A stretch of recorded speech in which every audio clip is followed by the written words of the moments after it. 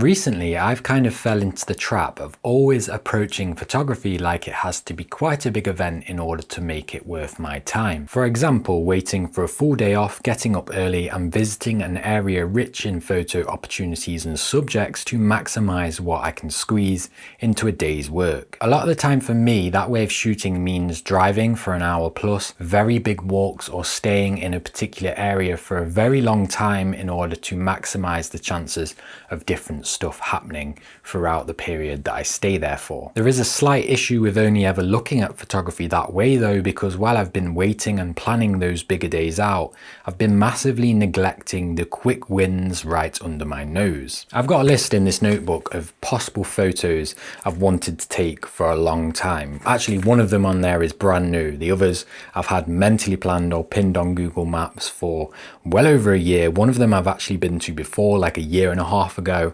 Can't fully remember what it's like there, and I've meant to revisit it many times. And all of these are within 10 minutes from my house, maximum maybe 20 minutes.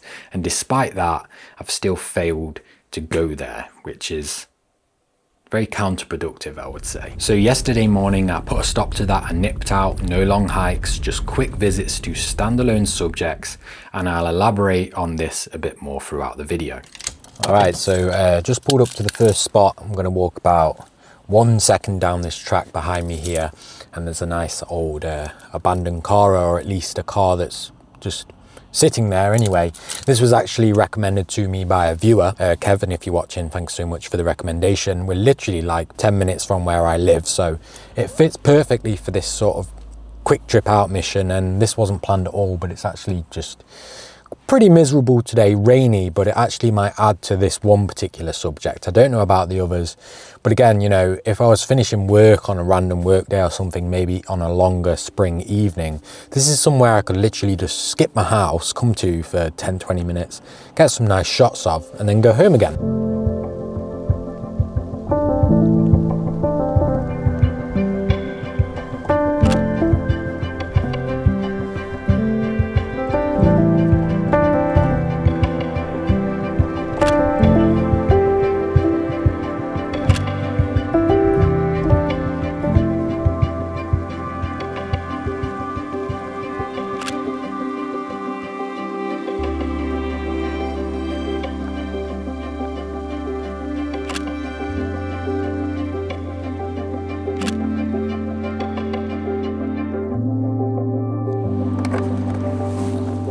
All right, first stop, or first spot should I say, ticked off for the day. That's definitely going to be somewhere I'm going to revisit when that foliage has grown up and it's a bit more green and lush. Going to move on to the next one, which is another it's about 10 minutes from here, so super quick as well. I don't think this one is going to particularly be great today under this sky, but let's get moving and go there and see what happens. Basically, and I wonder if anybody else can relate to this, I've been treating singular subjects or singular photos that might be a quick 10 to 20 minute trip out in the car as not particularly worth my time, because I haven't got 4 or 5 different reasons to be near that subject in order to make it like worth my while. And funnily enough, something I've raved about quite a bit on my channel, and is a very strong way to shoot also, is to give yourself a bunch of reasons to be in a particular area. So say 4 or 5 photos you've got in your head or you find on the map already that gives you a reason to be in a big particular area, and therefore highly increases your chances of finding lots of other stuff along the way as well. You do find so many unplanned subjects by approaching photography that way, but to then neglect just the one-off subjects because there's nothing else around there to explore is really counterproductive, especially if, like me, you don't have all that much free time to do photography. All right, so second spot is this old disused barn here in the middle of this field. What I struggled with last time I came here was the fact that facing it, as we can see here in the recording camera, which has got that nice front to it with the door and then the nice side on it as well, there's nothing really like over this area other than this grass and this track to add a little bit more interest to the frame. Yeah, there was a bunch of sheep moving through it when I first arrived, and I did take a couple of photos there, but I don't think compositionally they're going to be any decent whatsoever. So I did just spot, I'm not sure how well you'll be able to see this in the recording camera, there's like a quad bike or some kind of little track where someone's driven up here to the barn. So it's better than absolutely nothing in this grass area. So we can bring that in slightly. If I get a sheep with this track, that would actually work quite well. Just a solo sheep. I need him to come in a bit further though, so I'm going to hang back and see if he walks in. Here we go. There we go, little sheepy. He's at the end of the track as well, which I still don't think it's going to be the most interesting photo I've ever taken, but the fact that the track leads into the sheep I do think is really, really nice.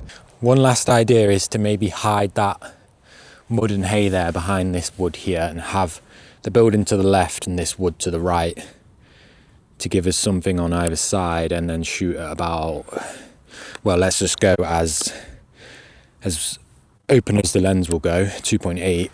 But I think it's probably, there's a sheep there just at the top.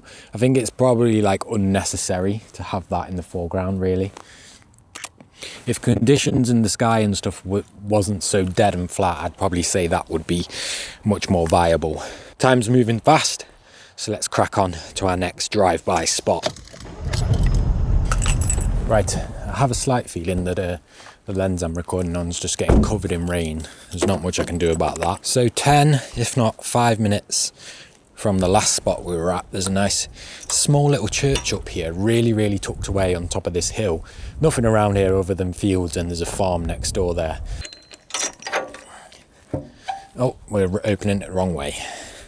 Yeah, I'm not necessarily the biggest church guy when it comes to photography, but the setting of this one is really nice and quiet and peaceful, so I figured I'd come check it out because of the proximity to my house and the opportunity of it being like a quick win location. So my immediate reaction was to try and get up higher than the church itself, and I'm kind of about at the highest point now without going too far that I'm just moving too far away from the church. But for me, typically, like if I'm going to shoot a building or a church or something, or like the barn earlier, it's very much about the surroundings of it and where it sits, as opposed to, I don't know, maybe a lot of people on arrival would come into the church, maybe check out the interior and stuff like that. But those types of things don't particularly pull at me as much as like getting up a bit higher and taking a shot of where it sits and the atmosphere of where it sits.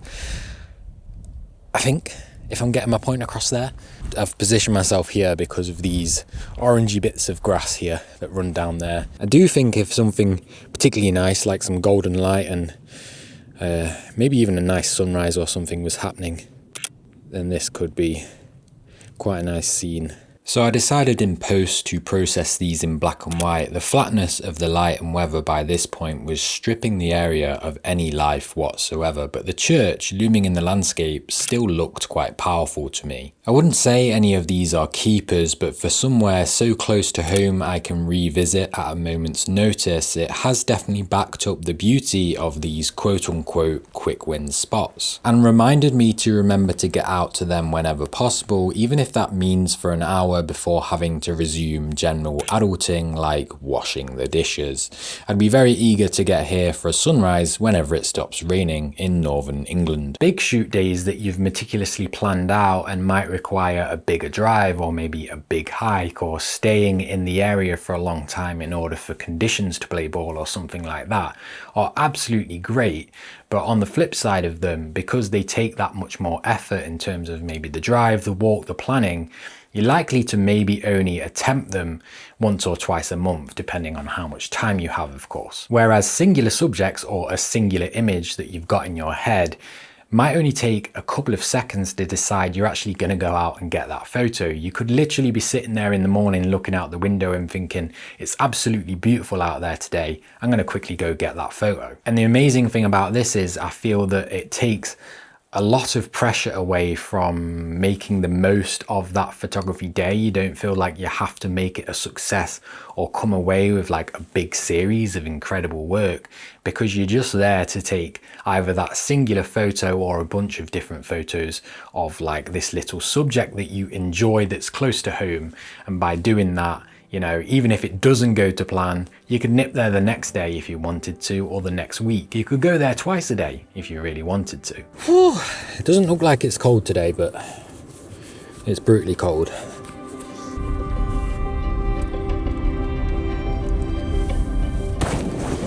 Okay, just got to the last spot. I'm gonna jump out without the recording camera and shoot it real quick because there's nowhere really to leave my car. So I'm gonna leave it in this little side passage type of thing here, shoot it quickly, jump back in and skedaddle so I'm not blocking any entrances or anything like that for people.